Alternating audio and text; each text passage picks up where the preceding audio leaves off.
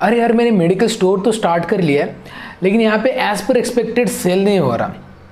Customer आते हैं लेकिन ओटीसी कस्टमर सबसे ज़्यादा है, प्रिस्क्रिप्शन कस्टमर नहीं आते। मेरे नज़दीक मेडिकल स्टोर है और मेरे नज़दीक में कुछ हॉस्पिटल्स है, लेकिन उनका खुद का मेडिकल स्टोर है। तो मैं सेल को कैसे बढ़ाऊँ? कुछ ना कुछ तो गड़बड़ जरूर है। अगर आपके साथ भी ऐसी दिक्कत आती है ना, तो ये वीडियो आपके लिए। बिकॉज अगर आपके यहाँ पे कस्टमर नहीं आ रहे, प्रिस्क्रिप्शन नहीं आ रहे, तो क्या करना होगा? आपको खुद को प्रिस्क्रिप्शन क्रिएट करना होगा। ऐसा मतलब ऐसा नहीं है कि आपको खुद से लिखना है, नहीं, आपके रिटेल स्टोर पे डॉक्टर को बैठा सकते हैं कि ये एक प्लान अच्छा है। जो रिटेल प्लस क्लिनिक, ये बहुत बढ़िया बिजनेस मॉड्यूल आज मैं आपको बताऊंगा। पहले ही इसके बारे में ऑलरेडी वीडियो बनाए कि किस तरीके से कितने फाइनेंशियल्स लगते हैं, डॉक्यूमेंटेशन क्या लगते हैं। तो ये नॉर्मली अगर चीज़ें चाहते हैं आप, तो वो उसके लिए ऑलरेडी वीडियो बनाए गए, ऊपर आई बटन पे लिंक प्रोवाइड की गई है, वो वीडियो देखिए। लेकिन आज मैं अलग बताऊंगा कि आपको मेडिकल स्टोर में डॉक्टर को बैठाना है तो किस तरीके से डॉक्टर को कन्विंस कर सकते हैं। और ये वीडियो में मैं जो टिप्स बताऊंगा ना, ये प्रूवन टिप्स है। डेफिनेटली आपके स्टोर में डॉक्टर बैठने के लिए राजी हो जाएंगे। तो इस वीडियो को पूरा देखिए। एक चीज़ है कि अगर डॉक्टर को आपके क्लिनिक, आपके मेडिकल स्टोर की क्लिनिक में अगर आप बैठाना चाहते हैं, तो डॉक्टर की भी बेनिफिट्स है, क्योंकि उनको कस्टमर मिल रहे हैं। आपका बेनिफिट ये है कि वहाँ से प्रिस्क्रिप्शन आ रहे हैं, तो डेफिनेटली सेल हो रहा है। और कस्टमर के लिए बेनिफिट्स क्या है कि आप एक वैल्यूएबल डॉक्टर वहाँ पे प्रोवाइड कर रहे हो उस सोसाइटी में, उस एरिया में, जिससे नंबर ऑफ पेशेंट के डायग्नोसिस होगा। तो इसके लिए सारे जगह पे एक विन विन सिचुएशन है, लेकिन आपको वो चैनलाइज करना भी आना चाहिए। इसके लिए वो प्रॉपर डॉक्टर भी ढूंढने बहुत ज़रूरी है। तो स्टेप बाय स्टेप चलते हैं कि किस तरीके से आप उन डॉक्टर्स को कन्वर्ट कर सकते हैं आपके मेडिकल स्टोर की क्लिनिक में बैठने के लिए।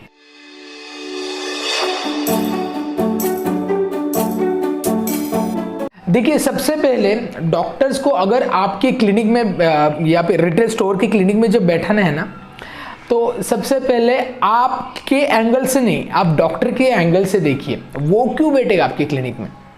देखिए, कुछ डॉक्टर्स होते हैं जो जस्ट प्रैक्टिस स्टार्ट की होती है, मतलब जो पास आउट हुए होते हैं और इंटर्नशिप स्टार्ट किए होती है उन्होंने। और कई कबार क्या होता है कि वो इंटर्नशिप एक बड़े हॉस्पिटल में करते हैं और वहीं से ना 6 महीने इंटर्नशिप करते हैं और उसके बाद वही हॉस्पिटल में जॉब स्टार्ट करते हैं, क्योंकि वो रिस्क नहीं लेना चाहते। वो देखते हैं, कई कबार डॉक्टर का एक्सपीरियंस देखते हैं, किसी डॉक्टर ने क्लिनिक स्टार्ट कर लिया, वो फेल हो गया, तो ऐसे बहुत सारे इंसिडेंट देखते हैं, तो उनका भी डेयरिंग नहीं होता। और उनमें से बहुत कम डॉक्टर्स ऐसे होते हैं जो डेयरिंग करते हैं, क्योंकि ये भी है ना, डॉक्टर खुद का क्लिनिक स्टार्ट करे, ये भी एक बिजनेस है। जैसे कि हम मेडिकल स्टोर स्टार्ट करने से ऐसा सोचते हैं कि चलो मेडिकल स्टोर में जॉब ही कर ले, वहाँ से 10-15 हज़ार मिल जाएंगे। मेडिकल स्टोर स्टार्ट करेंगे तो वो बहुत सारी चीज़ें पीछे लग जाएंगी, चैलेंजेस है बहुत सारे, इसमें से ग्रो कैसे हो जाएंगे। तो ये चीज़ें डेफिनेटली डॉक्टर के साथ भी होती है, तो वो आपको देखना चाहिए कि डॉक्टर के एंगल से आप देखेंगे तो एक चैलेंजिंग पार्ट होता है नए डॉक्टर के लिए क्लिनिक स्टार्ट करना। लेकिन अगर आपने उन डॉक्टर्स को अच्छी तरीके से अप्रोच किया तो डेफिनेटली वो डॉक्टर कन्वर्ट हो सकते, बिकॉज मोर चांसेस होते हैं नए डॉक्टर कन्वर्ट होने में। लेकिन एक बात आप डेफिनेटली ध्यान में रखिए कि उन डॉक्टर का खुद के प्रैक्टिस के ऊपर भी भरोसा होना चाहिए। उनके जो डिग्री है ये नॉट कॉमन, बिल्कुल कॉमन होनी नहीं चाहिए। लाइक BHMS, BMS अगर ठीक है आपके एरिया में नहीं है तो आप ले सकते हैं, अदरवाइज ये इग्नोर करिए।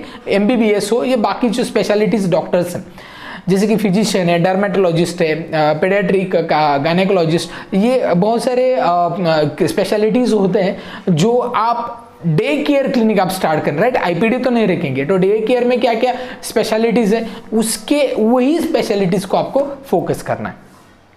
अब ये डॉक्टर तो नए डॉक्टर हो गए, नए डॉक्टर को फोकस करने के लिए ज़्यादा कुछ करने की ज़रूरत नहीं।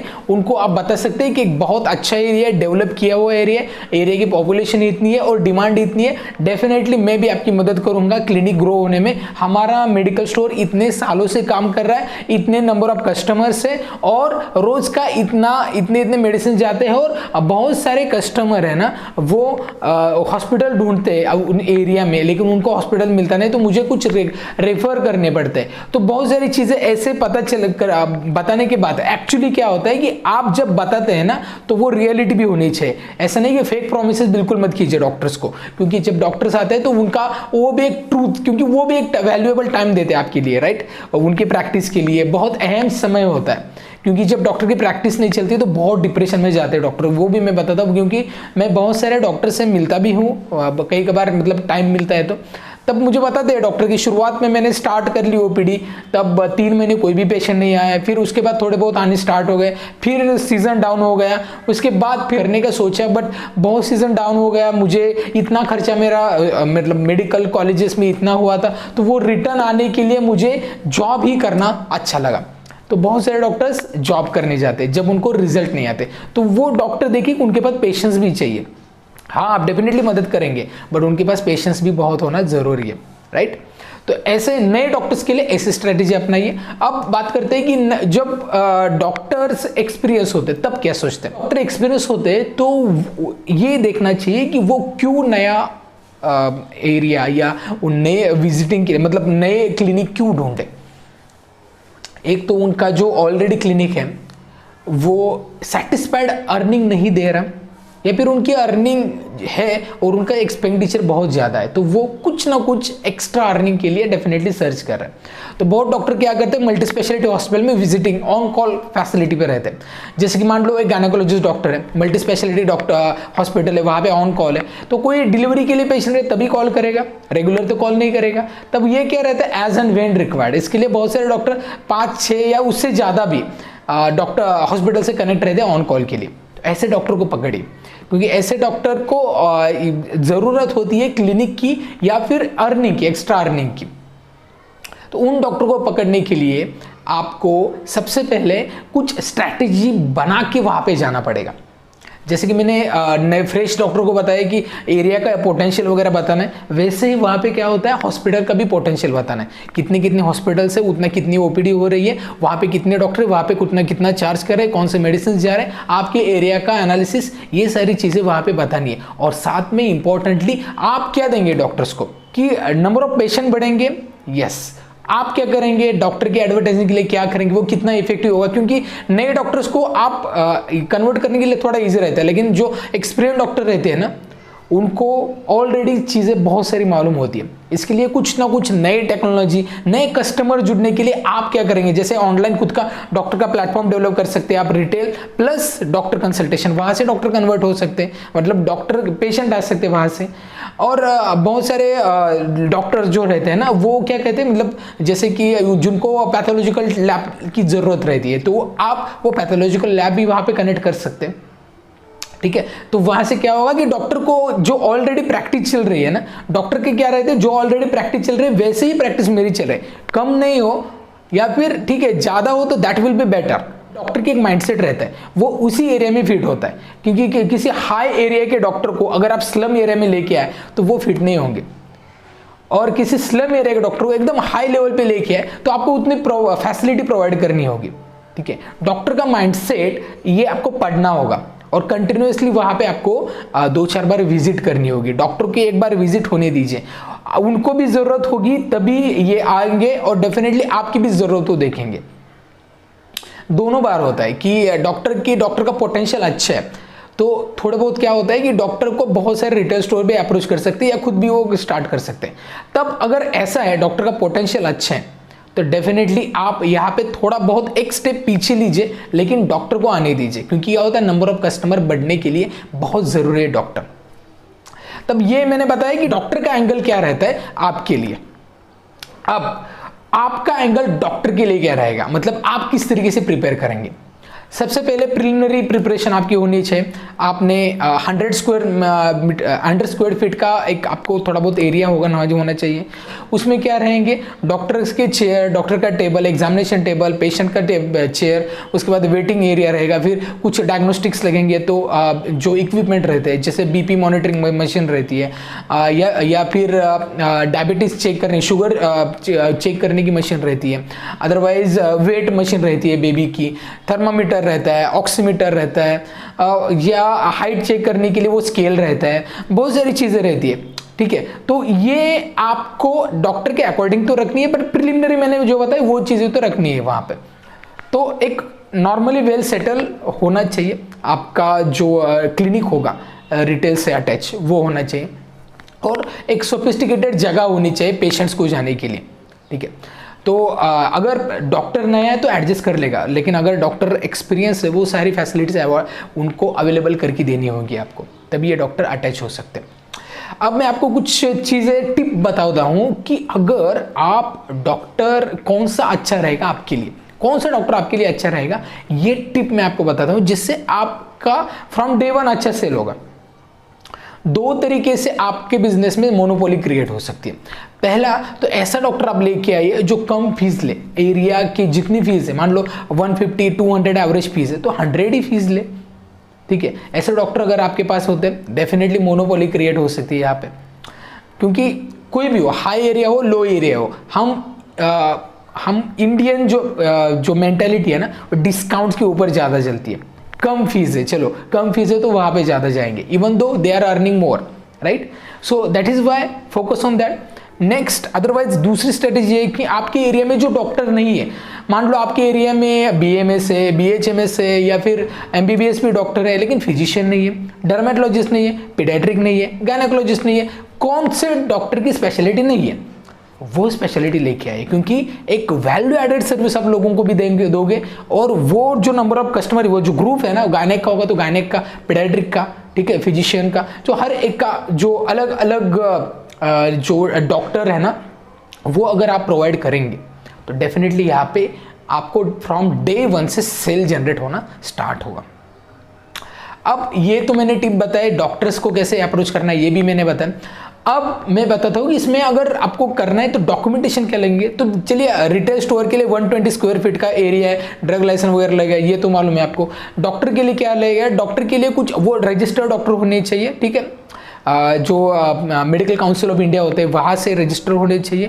उसके बाद वो उनका रजिस्ट्रेशन, मतलब आपका क्लिनिक का रजिस्ट्रेशन करना चाहिए, क्लिनिकल एस्टेब्लिशमेंट एक्ट अंतर्गत रजिस्ट्रेशन होगा। म्यूनिसिपल कॉर्पोरेशन होगा तो वहाँ पे होगा, अगर आपके यहाँ पे ग्राम पंचायत है तो वहाँ पे होगा, जो भी हायर अथॉरिटी है गवर्नमेंट की, वहाँ पे हेल्थ डिपार्टमेंट में जाके आपको वो रजिस्ट्रेशन करना पड़ेगा। एक सिंपल प्रोसीजर है, क्योंकि आप मल्टी स्पेशलिटी नहीं बना रहे, IPD तो नहीं रख रहे। उसकी IPD होगी तो एक बड़ी ज़्यादा रहती है उसकी रिक्वायरमेंट, फॉर्म वगैरह बहुत सारे भरने फिलअप करने पड़ते हैं, और उनके लिए MD फिजिशियन वो भी कंपलसरी रहते हैं रजिस्ट्रेशन के लिए। But that is day care के लिए इतनी भी बड़ी रिक्वायरमेंट बिल्कुल भी नहीं है। अब उसके बाद आपको फाइनेंशियल्स कितने लगेंगे, तो फाइनेंशियल्स कुल मिला के आपको जो प्रिलिमिनरी जो सेटअप है वो करवाना है, 2 से 3 लाख रुपए आपको लग सकते हैं। और उसके आगे डिपेंड है डॉक्टर की रिक्वायरमेंट, अगर डॉक्टर की रिक्वायरमेंट और भी है तो आपको वो फिलअप करनी पड़ेगी। पहले ही फाइनेंशियल्स देखिए, पहले ही टारगेट कीजिए कौन से डॉक्टर को लेके आना है, क्योंकि क्या होता है कि डॉक्टर के पास जाएंगे, डॉक्टर बोलेंगे हाँ हाँ, अगर एग्री करता है, लेकिन आपको फिर लगता है कि नहीं ये डॉक्टर इतना नहीं चलेगा इस एरिया में, फिर आप ना बोलते तो वो रिलेशन खराब होता है। ऐसा बिल्कुल मत कीजिए। इसलिए जब जाते हैं ना तभी वो टारगेटेड डॉक्टर के पास जाइए। कन्वर्ट होने में भले ही टाइम लगा दे, 2-3 विजिट लगा दे तो no problem, but targeted doctor होना चाहिए। ओके, अब बात करते हैं कि कुछ फ्यूचर अपॉर्चुनिटीज़ क्या है। अगर डॉक्टर आपके क्लिनिक में आ गए तो क्या फ्यूचर अपॉर्चुनिटी है। पहले तो नंबर ऑफ कस्टमर आपके बढ़ेंगे, राइट, मतलब ऐड हो जाएंगे, राइट। और दूसरा है कि आप यहाँ पे एक अपॉर्चुनिटी है कि पॉली क्लिनिक की, एक डॉक्टर बैठा है, एक डॉक्टर हफ्ते में है तो that will be good. Timing कितना रहता है, सुबह है शाम में है। कई डॉक्टर क्या रहते हैं कि सुबह ही रहेंगे, कई डॉक्टर शाम में ही रहेंगे, कई डॉक्टर डे वाइज ही रहेंगे। तो आप ऐसे डॉक्टर मल्टीपल डॉक्टर बैठा के पॉली क्लिनिक स्टार्ट कर सकते हैं।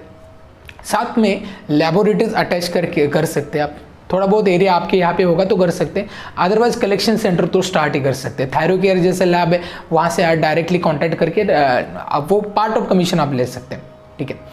उसके बाद नेक्स्ट है कि आप आपकी खुद की अगर कोई थर्ड पार्टी कंपनी है, जेनरिक भी डॉक्टर लिख सकते हैं। अगर डॉक्टर का और आपका अच्छा कनेक्शन रहा तो मोनोपोली क्रिएट हो सकती है। जो डॉक्टर ने लिखा वो आपके पास मिलेगा, ठीक है।